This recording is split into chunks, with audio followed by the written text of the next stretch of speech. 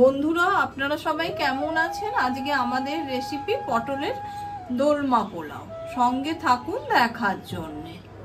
আমি বেশ কিছু পটল নিয়ে নিয়েছি, যেগুলোকে পরিষ্কার করে ধুয়ে নিয়েছি। এছাড়া যেভাবে আমরা দোলমা বানাই ঠিক সেইভাবে পটলের এই যে খোসাটাকে ঘষে নিয়েছি নাইফের সাহায্যে। এবার এগুলোই যে মাঝখানে চিড়ে নিয়ে ভেতরের যে বীজগুলো থাকে সেগুলো বের করে নিয়েছি। এছাড়া আমি দেখিয়ে দিচ্ছি, সবগুলো আমার বের করা হয়নি, যেটা বাকি আছে ঠিক এইভাবে স্পুনের সাহায্যে এটাকে বের করতে হবে। একটু আস্তে আস্তে করে করবেন, সমস্ত বীজটা খুব ভালোভাবে বেরিয়ে যাবে। খুবই সহজ।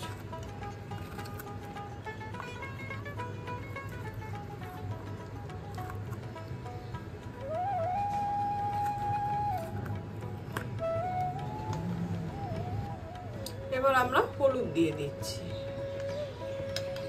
সেই সঙ্গে নুন দিয়ে দিচ্ছি। পটলগুলোকে খুব ভালোভাবে আমরা নুন হলুদ মাখিয়ে নেব উপর থেকে।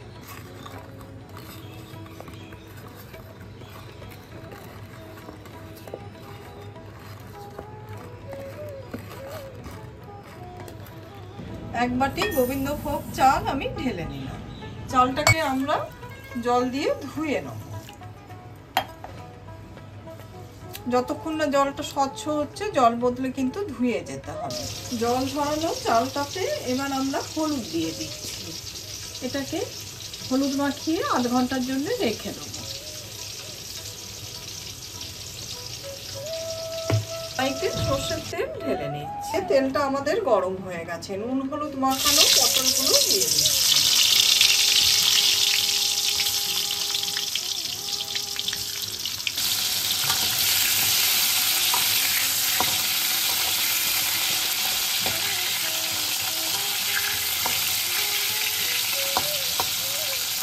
এদিকে আমি পটলের যে বীজগুলো বের করেছিলাম তার সাথে কিছুটা নারকেল আর কাঁচা লঙ্কা নিয়ে নিয়েছি। এটা এবার গ্রাইন্ডারে পিষে নেব।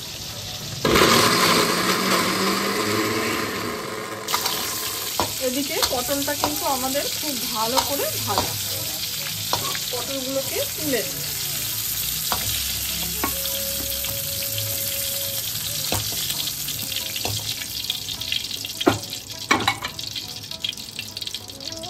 ওই তেলেই এবার পিষে রাখা পটল আর নারকেলটাকে দিয়ে দিচ্ছি।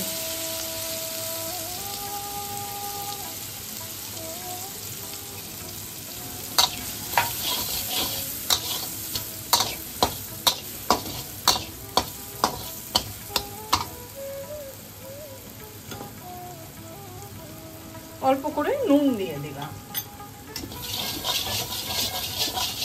এবার এতে আমরা গ্রেট করা খোয়া ক্ষীর মিশিয়ে দিচ্ছি।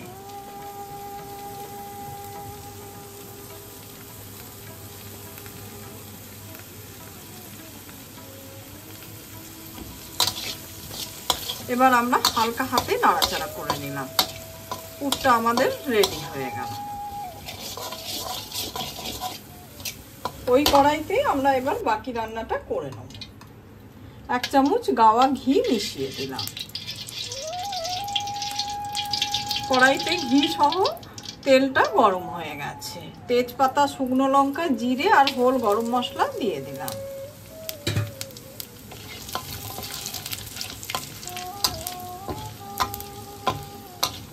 এদিকে ফোড়নটা থেকে যেই সুন্দর গন্ধ বেরোবে তখনই আমরা কাজু আর কিশমিশটা দিয়ে দেবো।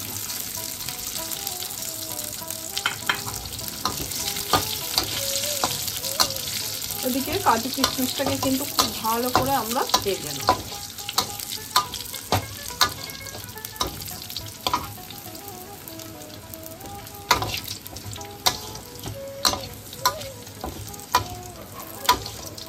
কাজু কিশমিশটা আমাদের খুব ভালো করে ভাজা হয়ে গেছে। এবার তুলে নিচ্ছি।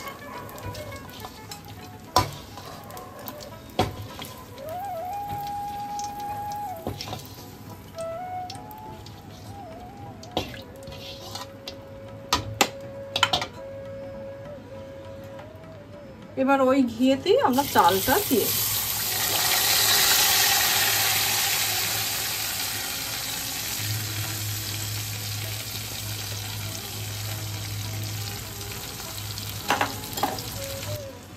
এবার চালটাকে আমরা ভেজে নেব। আমরা আরো কিছুটা হলুদ দিয়ে দিলাম।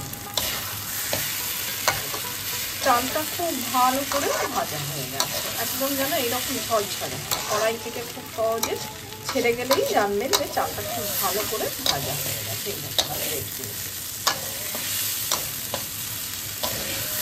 একদম খুব সহজে ছেড়ে যাচ্ছে। আমি 1 বাটি চাল নিয়েছি, তাই 2 বাটি জল দিচ্ছি।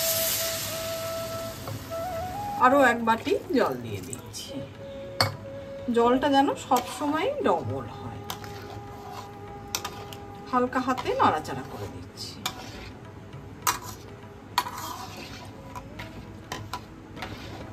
যেই চালের জলটা অল্প ফুট ধরেছে, এই রকম স্টেজে এবার আমরা ঢাকা দিয়ে দেব।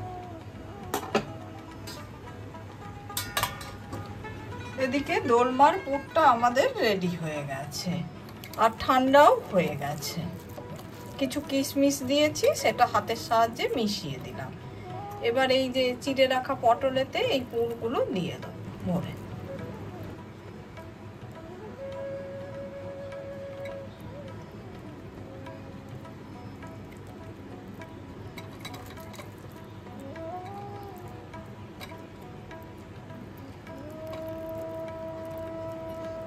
একটু চেপে চেপে ভরে দেবেন, খুবই সহজ।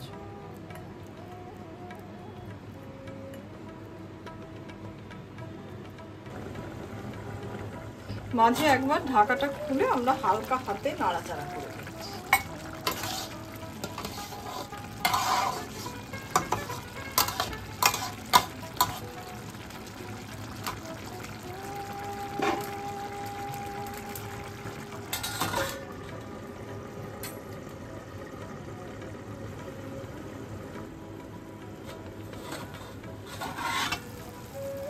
এবার জলটা কিন্তু টেনে গেছে। এবার গ্যাসের ফ্লেমটা হাই থেকে লো করে দেব আর পুর ভরা পটলগুলো ওপর থেকে সাজিয়ে দিচ্ছি। পুর ভরা অংশটা সবসময় ওপর দিকে দেবে, তা না হলে কিন্তু পুরটা বেরিয়ে যেতে পারে।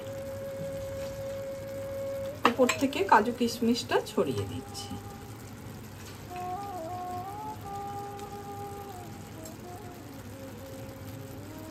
যেহেতু নিরামিষ, তাই জন্য উপর থেকে অল্প করে চিনি ছড়িয়ে দিচ্ছি, তা না হলে কিন্তু খেতে ভালো লাগবে না।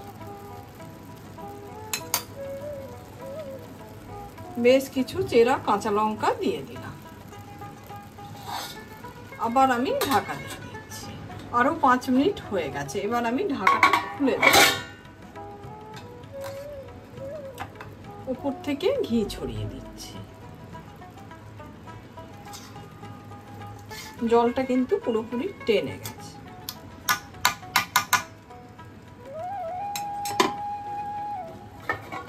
আবার আমি ঢাকা দিয়ে দিচ্ছি, দিয়ে গ্যাসটা অফ করে দিচ্ছি। দিয়ে 10 মিনিট বাদে আমি ফেরত আসবো।